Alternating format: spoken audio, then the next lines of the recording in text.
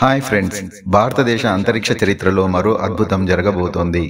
దాదాపు 40 సంవత్సరముల తర్వాత మళ్లీ భారత అంతరిక్ష యాత్రికులు అంతరిక్షంలో అడుగుపెట్టబోతున్నారు.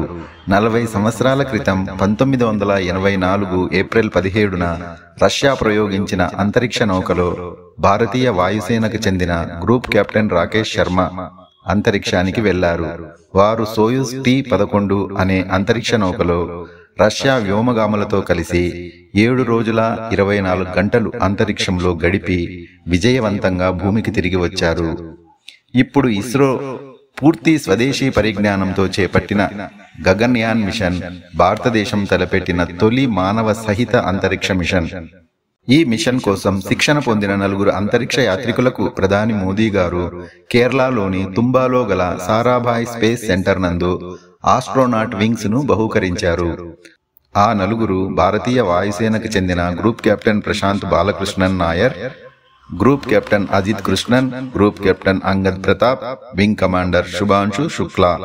వీరి పేర్లు చరిత్రలో చిరస్థాయిగా నిలిచిపోనున్నాయి.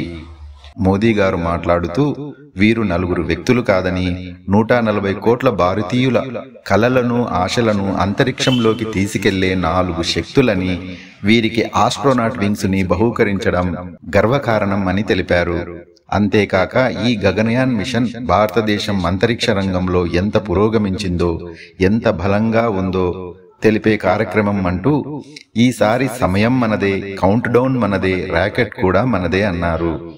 ఇస్రో 2024-2025 సంవత్సరముల మధ్య గగన్యాన్ మిషన్ ప్రయోగాన్ని లక్ష్యంగా పెట్టుకుంది.